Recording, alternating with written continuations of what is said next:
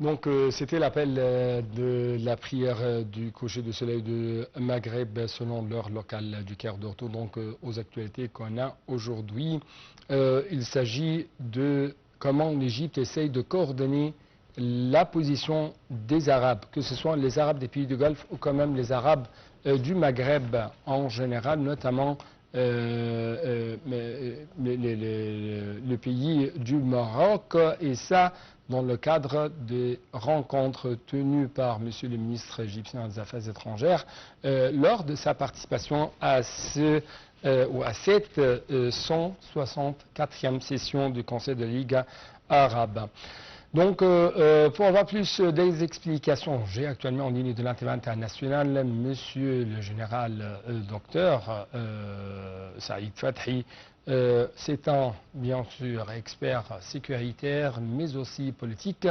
Notre cher invité de marque, toujours vous êtes le bienvenu sur l'intérêt international. Bonsoir, Monsieur Hami, merci beaucoup. Bonsoir et merci pour nous rejoindre à travers la ligne de l'intérêt international. J'ai une question principale, l'importance de coordonner dans ce moment crucial, l'importance de coordonner les positions des pays arabes face à deux différents dossiers cruciaux, notamment face à ces agressions, l'extension des agressions israéliennes contre les Palestiniens dans la bande de Gaza.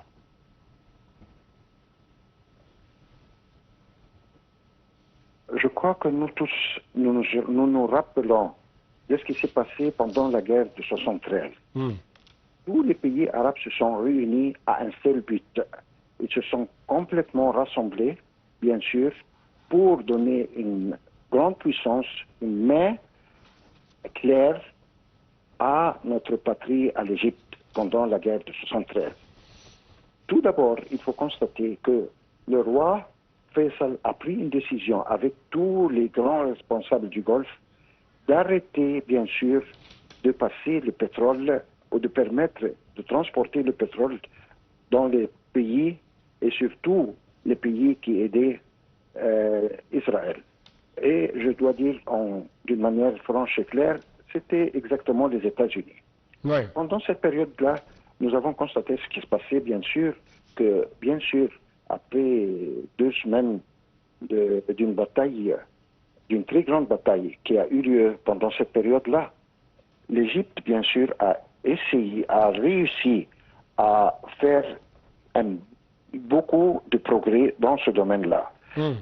Et jusqu'à que eux-mêmes, les Israéliens eux-mêmes, avec tous les aides qu'ils ont été présentés par les États-Unis, ont demandé eux-mêmes d'arrêter cette guerre-là, car ils ne pouvaient pas continuer avec l'aide des pays arabes et bien sûr la force et la puissance et l'intelligence de l'ancien président M. Sadat. C'est un point de vue très correct et très honnête en même temps. Tandis que les pays arabes se réunissent, ils pourront faire un bon travail et un bon boulot en même temps. Mais le problème, c'est actuellement que, comme nous constatons nous tous, que la plupart des pays ne sont pas acceptables à faire un travail commun, comme ils ont déjà fait depuis plus de 50 ans. C'est pour cette raison-là, je tiens à dire que sans la coopération et sans l'intervention des différents pays arabes qui doivent se réunir d'une manière juste et correcte, je suis désolé de dire ça, mais c'est la vérité, mais nous n'arriverons jamais à obtenir un bon travail. Chaque pays, actuellement, il pense à soi-même. Il ne pense pas à réunir tous les pays à faire quelque chose de bien pour l'avenir. Ce qui mène à dire, bien sûr, que la Ligue arabe, c'est une organisation qui doit jouer un rôle plus efficace, plus ce qu'il est en train de faire actuellement. Ouais. Nous voyons et nous constatons ce pauvre peuple-là qui a été écrasé depuis des dizaines et des années. Je ne peux pas dire les 2 dernières années seulement, non. Nous sommes dans une situation très, très, très grave depuis plusieurs dizaines d'années. Ouais. Ce qui se passe contre les pauvres peuples palestiniens, c'est quelque chose d'insupportable, incroyable en même temps. Oui. Monsieur le général, en fait, l'analyse ou le fait de parler seulement de la cause palestinienne provoque beaucoup de colère et beaucoup de tristesse et de chagrin dans la rue arabe. Mais d'après votre parole, il y avait une position unie et des cartes dont a disposé la nation arabe pendant la guerre de 1973. Mais dans ces jours-ci, on trouve qu'il y avait des stratégies qui ont été évoluées, adoptées, que ce soit par les Israéliens, par leurs alliés, les Américains, pour faire face à toutes les cartes dont a disposé la nation arabe, notamment le pétrole. Et quand même, vous avez cité une chose très importante de la part de l'ex-président égyptien Anwar Sadat. Lors de son discours devant le Knesset israélien, après la guerre d'octobre 1973, il leur a dit, il a dit aux Israéliens, il faut renoncer aux illusions de force. Il faut renoncer aux illusions de la suprématie. Mais ce qu'on trouve aujourd'hui, c'est bien sûr, il y a beaucoup des appels lancés de la part des parlementaires, des Arabes, de la part des Nations Unies, comme OCHA par exemple, qui a exprimé sa profonde inquiétude face à l'escalade continue des opérations militaires israéliennes et au respect, appel au respect du droit international humanitaire, appelle à un cessez-le-feu, mais Israël fait la sourde oreille et fait l'extension de ses agressions contre les Palestiniens. Qu'est-ce que les Arabes possèdent actuellement? Quelles sont les cartes entre les mains arabes? On ne parle pas, plutôt on ne parle plus de 1973, mais on en parle de 2025.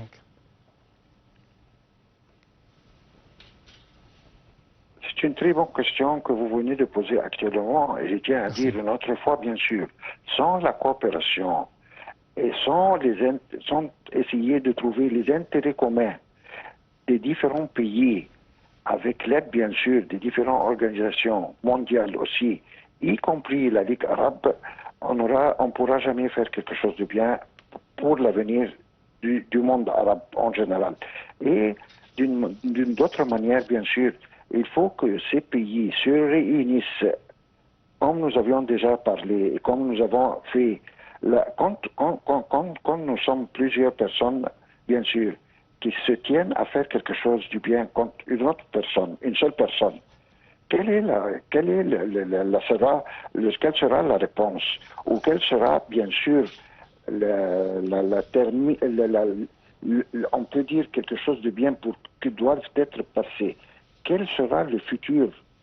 Bien sûr, 4 personnes ou 5 personnes contre une seule personne, ce sont les 4 qui vont gagner. C'est une chose naturelle. C'est un petit exemple. J'essaie de parler d'une manière un peu facile pour essayer de mettre fin à ce que je veux dire. Si, quand on la volonté, les pays arabes, s'ils ont la volonté de bien faire quelque chose du bien pour essayer de résoudre le problème palestinien, ils n'ont qu'une seule chose à faire, qu'ils se réunissent ensemble et ils pourront faire quelque chose du bien pour le pauvre peuple palestinien qui souffre depuis des dizaines d'années. Ouais. Et il faut constater, bien sûr, et nous avons déjà constaté il y a quelques semaines, plusieurs pays européens eux-mêmes, y compris l'Angleterre, la France, bien sûr, l'Allemagne, l'Italie, le Danemark aussi, le Suède, plusieurs autres pays, je ne veux pas citer tout le monde, mais ils ont pris une décision, bien sûr, que pendant la réunion, à la fin de ce mois-là, qui aura lieu aux Nations Unies, bien sûr, ils vont essayer de dire que nous sommes tous d'accord à la nomination d'un pays palestinien. Mais bien sûr, comme nous avons constaté que M. Trump, bien sûr, a donné des ordres, une structure de ne pas donner les visas à la délégation palestinienne qui devait se rendre là-bas pour participer. Ouais. Et si on peut le dire, il y a un autre objet. Comme nous savions que les Nations Unies se trouvent aux États-Unis et se trouvent aussi en Suisse, à Genève. Pourquoi on ne fait pas quelque chose de bien pour essayer de rassembler tout le monde, y compris les pays arabes. Je crois que, quand même... qu'ils se réunissent à Genève, au lieu d'aller là-bas. Oui, et je crois quand même que pour la première fois, à travers notre ministre égyptien des Affaires étrangères, on a critiqué le droit de veto américain. Le droit de veto qui, si je peux dire, fait obstacle à toute décision juste, notamment quand on parle de la cause palestinienne.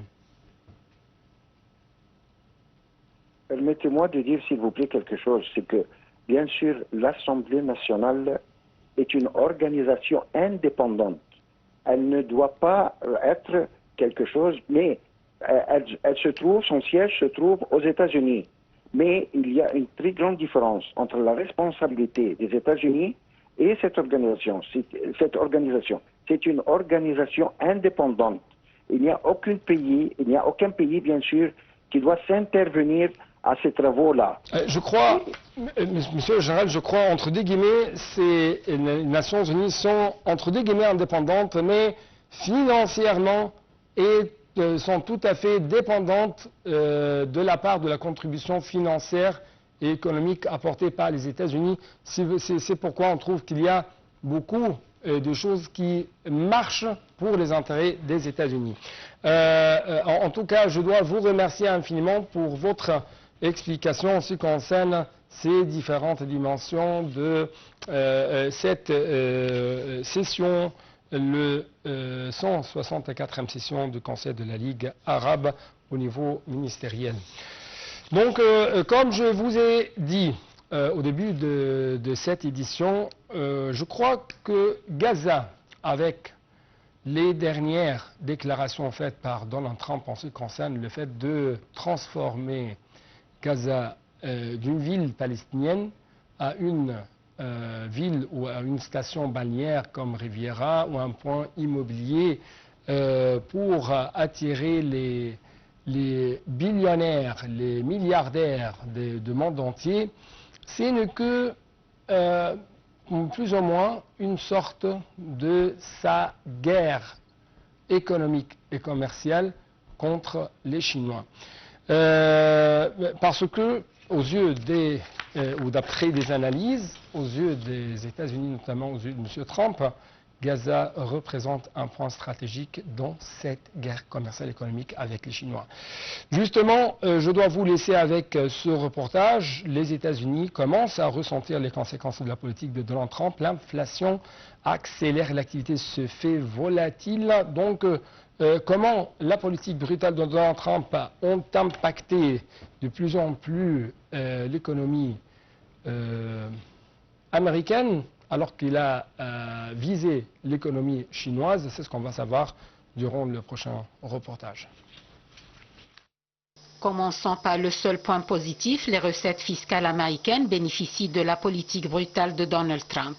Les recettes douanières américaines ont quasiment quadruplé au second trimestre par rapport à celles de l'an dernier à la même période, selon un récent rapport du Trésor américain.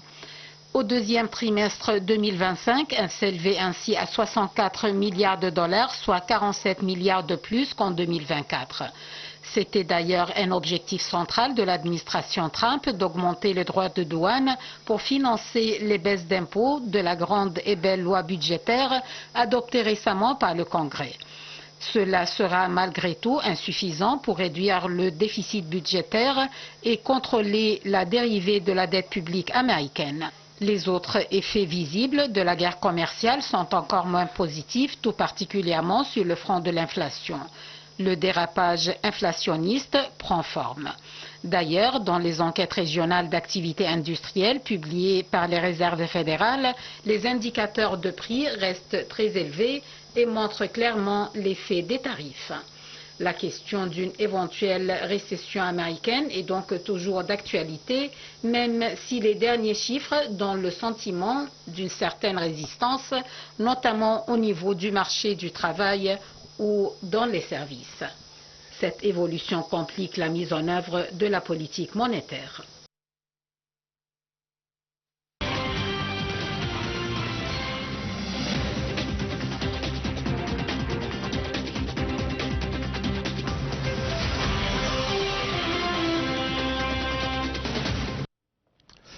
En fait, hier, l'administration de Donald Trump a saisi la Cour suprême pour trancher rapidement sur une grande partie des droits de douane qu'il a mis en place depuis son retour à la Maison-Blanche, mais qui ont été jugés illégaux. Encore une fois, qui ont été jugés illégaux par une cour d'appel.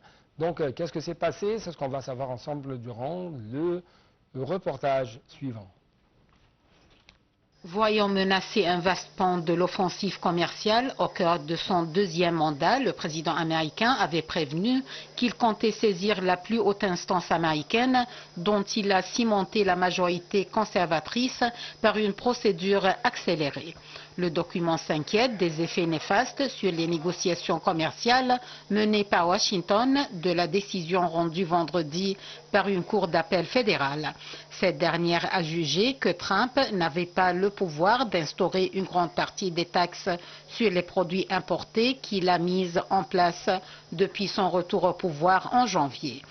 Selon le texte du jugement, la loi confère au président des pouvoirs importants pour prendre un certain nombre de mesures en réponse à une situation d'urgence nationale déclarée, mais aucune de ces mesures n'inclut explicitement le pouvoir d'imposer des droits de douane et autres taxes, prérogatives du Congrès. La Maison-Blanche a accusé les juges d'avoir pris cette décision pour des raisons politiques, ajoutant faire appel de la décision. Depuis son retour au pouvoir en janvier, Trump a mis en place en plusieurs vagues de nouvelles surtaxes sur les produits entrant aux États-Unis. Celles-ci vont de 10 à 50% selon les situations et les pays. Le gouvernement s'inquiète notamment de perdre un levier majeur de pression sur ses partenaires commerciaux. La crainte de droits de douane exorbitants a poussé nombre d'entre eux, dont l'Union européenne, à s'abstenir de riposter et à ouvrir davantage leur marché aux produits américains.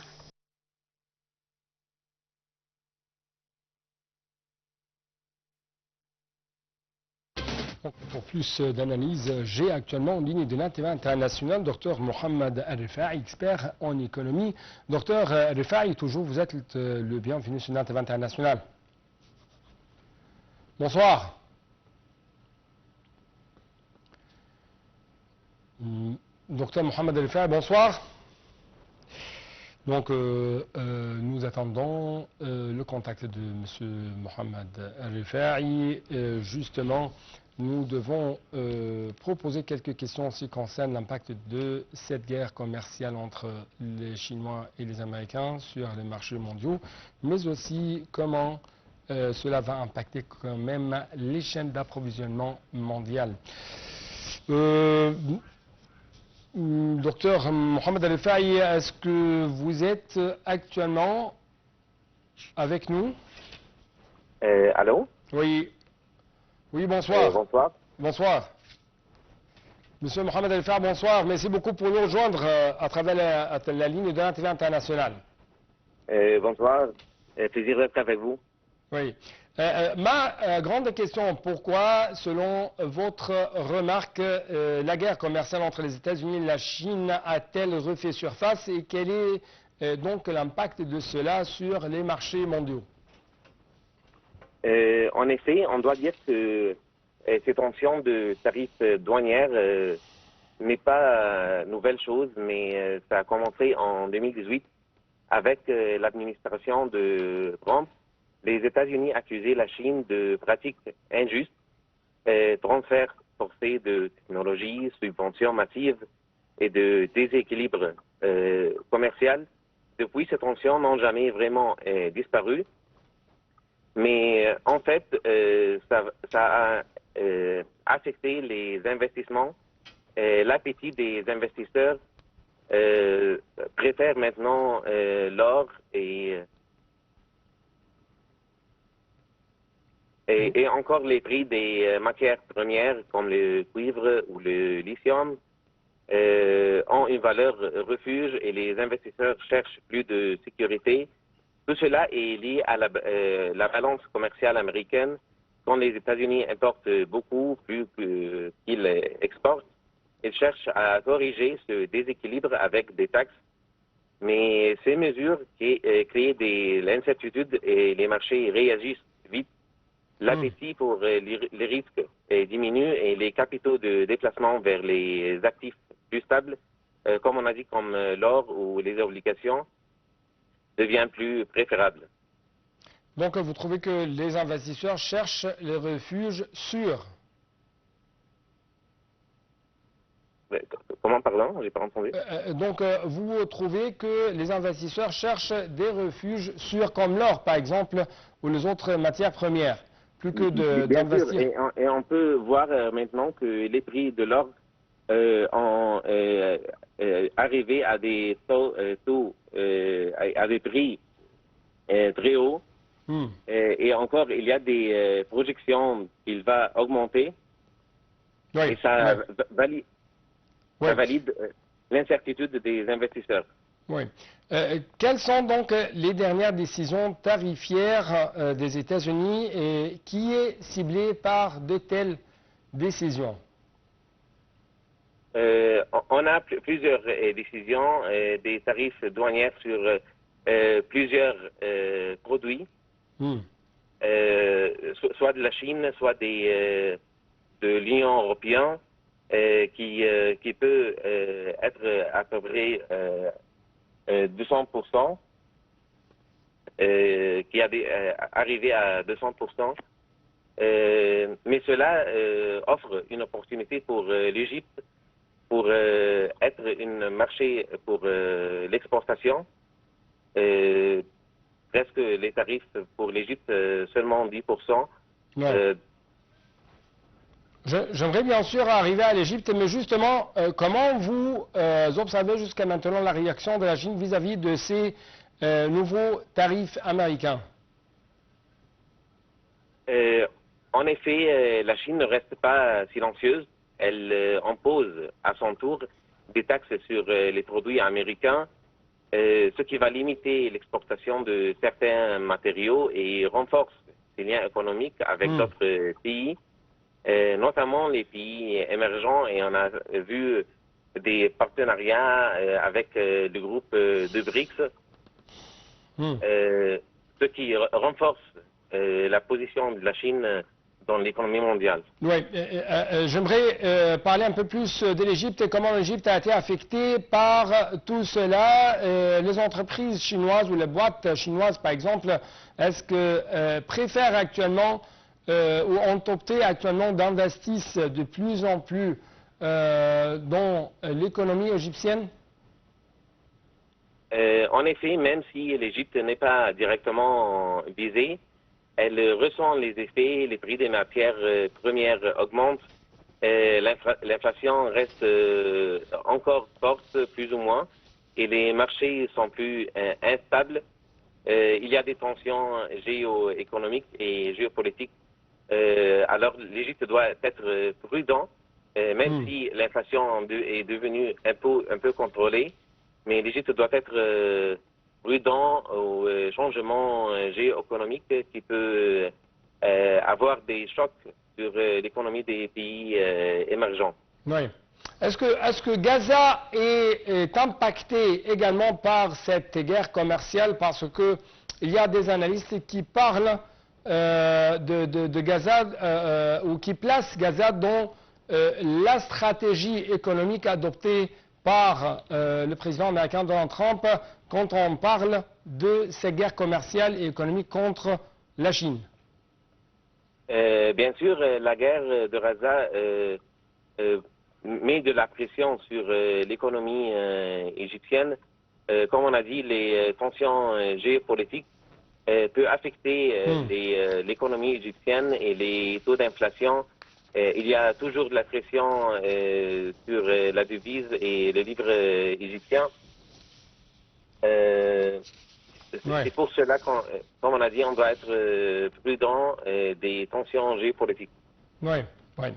Monsieur Mohamed El-Rifai, notre expert en économie, merci beaucoup pour de telles explications de votre part en ce qui concerne ces points qui touchent la guerre commerciale et économique entre les États-Unis et la Chine, bien sûr, déclenchée par les dernières décisions tarifaires de Donald Trump. Pour vous donner plus d'informations en ce qui concerne les récentes actualité concernant ce sujet, je dois vous laisser avec ce reportage suivant. Et quand même, je dois vous dire merci beaucoup pour votre attention. À la prochaine. Les États-Unis durcissent leur politique commerciale. Depuis août, Washington impose officiellement des taxes douanières plus élevées sur les importations en provenance de dizaines de pays. Une mesure annoncée il y a 4 mois par le président Donald Trump. Les produits importés aux États-Unis en provenance de plus de 60 pays et de l'Union européenne sont désormais soumis à des taxes allant de 10 à 50%, a déclaré la Maison-Blanche. L'imposition de taux spécifiques à chaque pays fait suite à des mois de négociations commerciales frénétiques avec la date limite fixée par Donald Trump.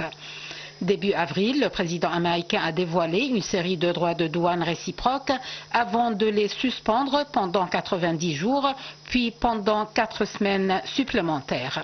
Après que le gouvernement américain assurait que des dizaines d'accords seraient signés, seulement 7 se sont matérialisés, notamment avec le Japon et la Corée du Sud, désormais taxés à hauteur de 15%, ou avec les Philippines et l'Indonésie, taxés à 19%.